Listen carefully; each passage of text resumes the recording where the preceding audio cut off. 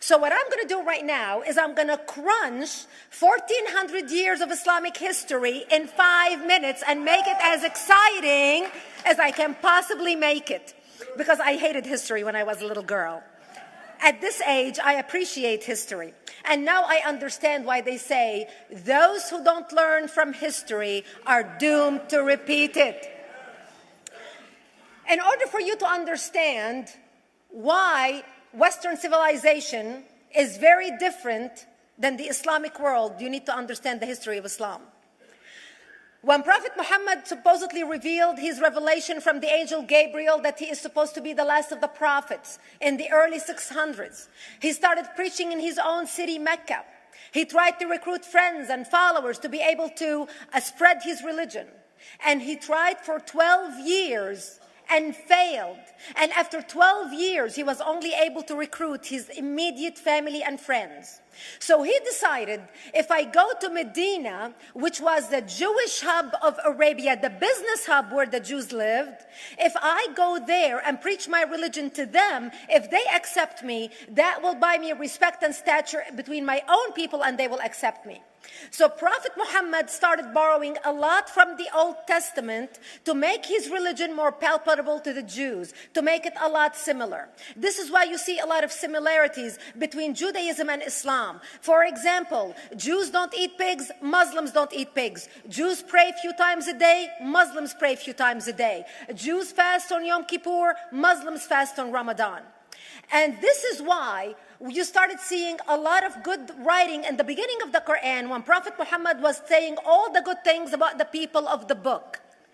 He took his message and went to Medina trying to recruit the Jews, talking about the people of the book, talking about how similar the two religions are. When they refused to accept him and follow him as the last of the prophet, that's when he turned against them and started killing them and started expelling them. That's when Islam went from a spiritual movement for the first 12 years of Islam into a political movement cloaked in religion after the year of the Hijrah, after Muhammad went to Medina and the Jews did not accept him.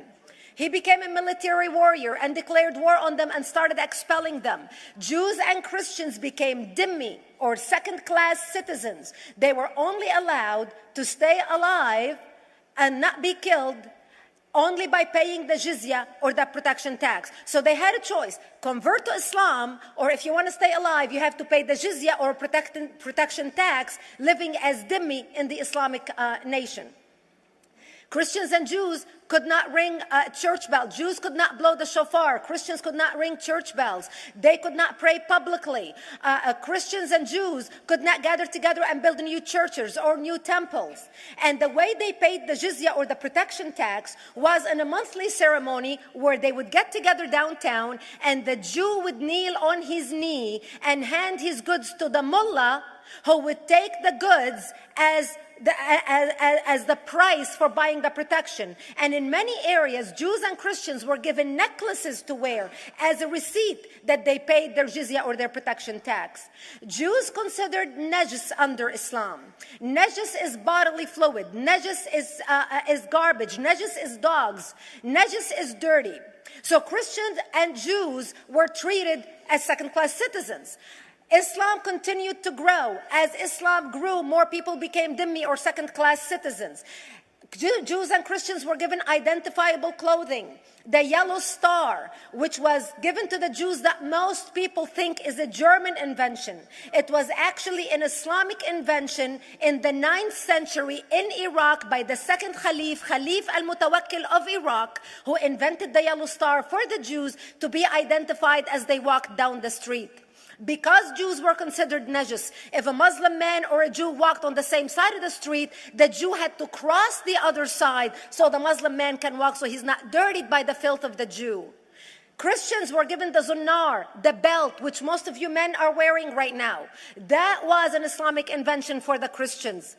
Islam continued to grow. They went all the way to Jerusalem. They conquered Jerusalem. Christians couldn't ring their church bells in Jerusalem. The Pope in Rome in 1090 told the Christians, how could you sit idly by and allow your brethren to suffer like this in the Holy Land? You need to go liberate the Christians. You need to go help the Christians. That's why the Crusaders were launched. The Crusaders were not launched because they just felt like waking up in the morning and going and converting a bunch of Muslims or beheading them. The Crusaders were launched to liberate Jerusalem. And they were able to liberate Jerusalem for less than 100 years before Salah ad-Din al-Ayyubi, Saladin, took it back, and Jerusalem remained under Islamic control until 1967, when the State of Israel liberated Jerusalem, where Christians, Jews, and Muslims could pray under the same sky.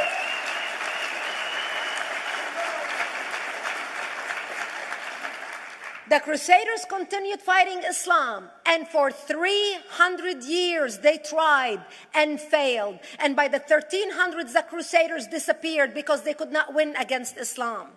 Islam continued to expand. They went all the way to Central Europe. They went all the way to China. They went to India. They conquered Spain. They changed the name of Spain from Spain to Andalusia.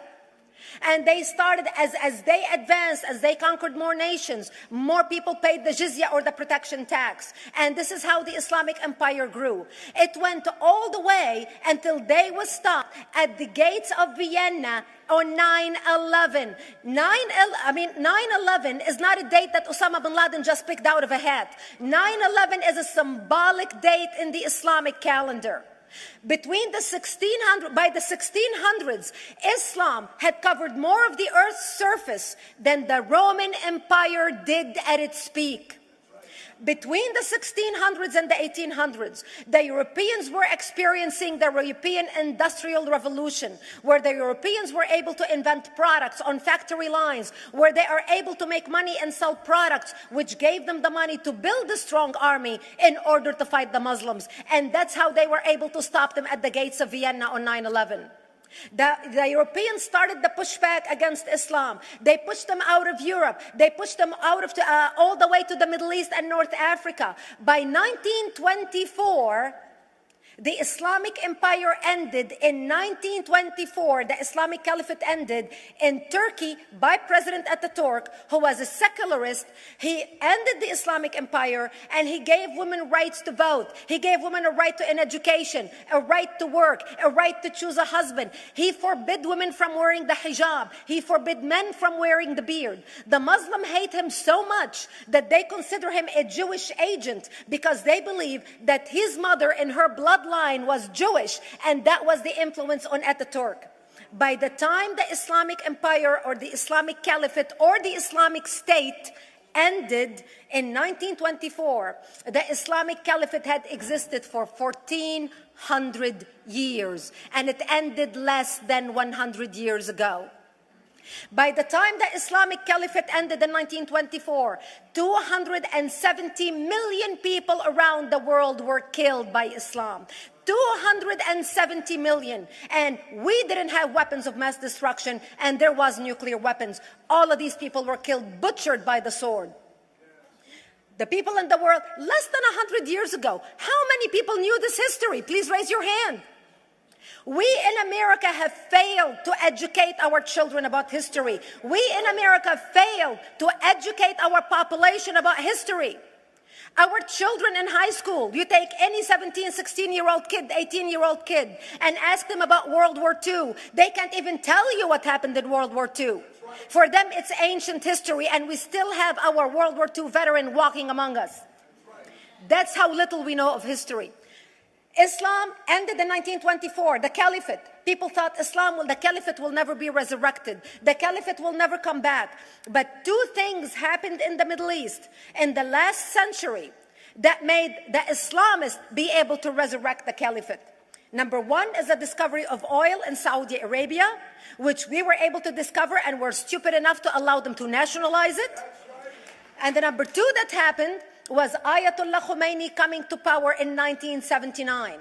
That gave the Islamists the money and also the spiritual covering in order to explode on the world stage. And people say, oh, well, the Wahhabis exported their Wahhabi radical religion. The Wahhabis are the name of Wahhab. They're not a different sect of Islam. They follow the authentic preaching of Prophet Muhammad, the way Prophet Muhammad lived and practiced his religion. This is why neither you or me or any infidel can step a foot in Mecca, because as far as they're concerned, we are filth. And as infidels, we're not allowed to step a foot, not President Obama and not anybody else. As a matter of fact, Al-Qaeda used to use Saudi Arabia and its success as an excuse to recruit members, as the example to show them how Allah has blessed Saudi Arabia because of the way they adhered to the tenets of Islam. And today we talk about ISIS. ISIS is not a new invention. ISIS resurrected the caliphate that ended less than 100 years ago. Except we are too ignorant and too uninformed to understand what ISIS is doing and why ISIS is succeeding.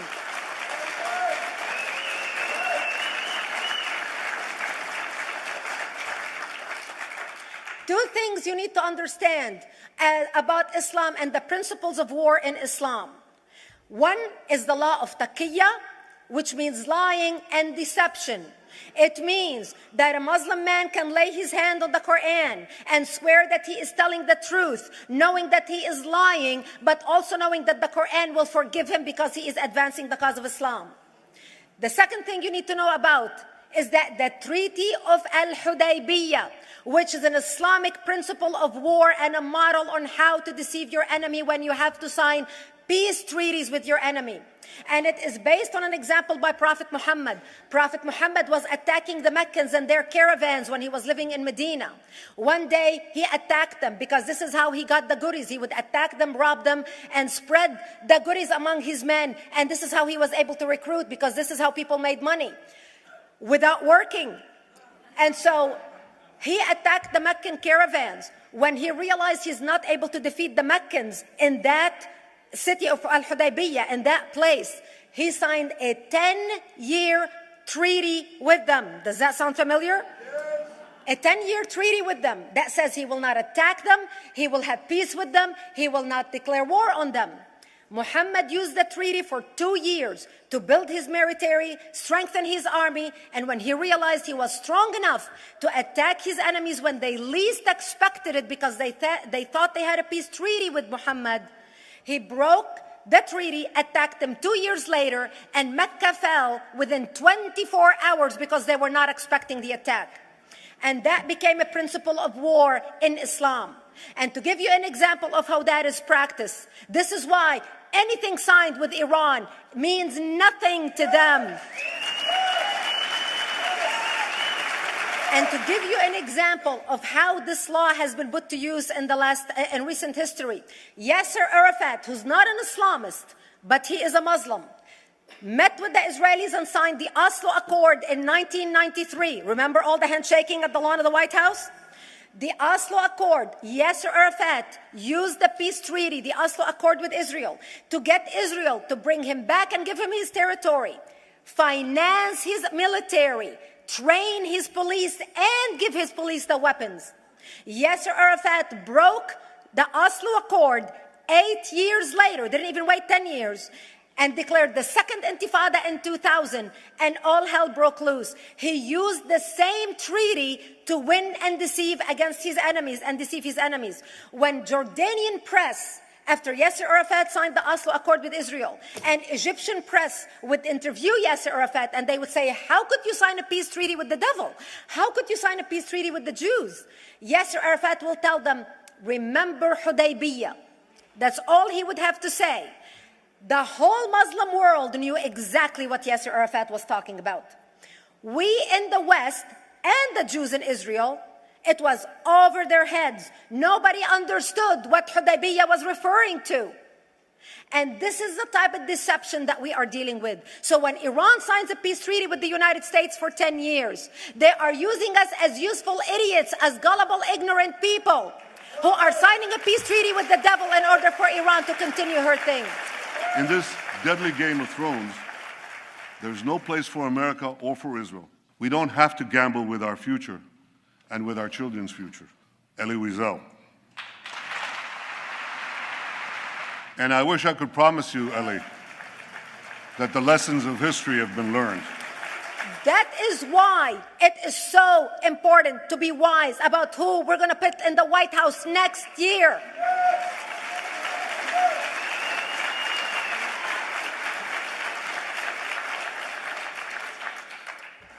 This is why it is very important that whoever we're going to elect next year to office, that the next president be well informed about the history of radical Islam, understand our enemy, understand what ISIS is all about, understand what their end goal is. And this is exactly, people are wondering how come ISIS is having such success recruiting people from all over the world. They exploded all over the world.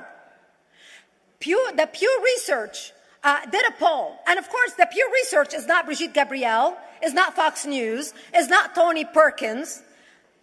The Pew Research did a poll in 2013 when they went around the world and interviewed Muslims from Islamic countries all over the world. And they asked them two questions.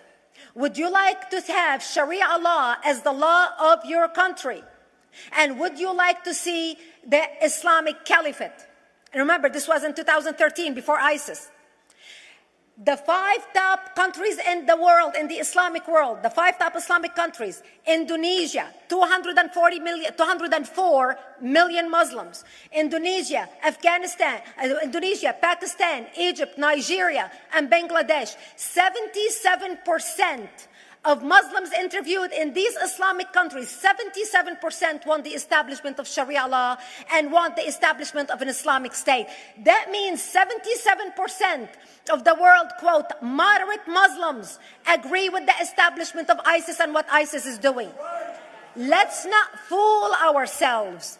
This is very important, that whoever we're going to elect is going to be somebody who is strong on national security, who's going to put America first, who's going to make America great again, who's going to send a strong message to the world. The minute he walks into office, whoever we elect, that the world is going to realize that this person you're not going to mess with, because he could care less about what you think, what the UN thinks, what the world thinks. They can all go to hell. We care about America and only the United States of America.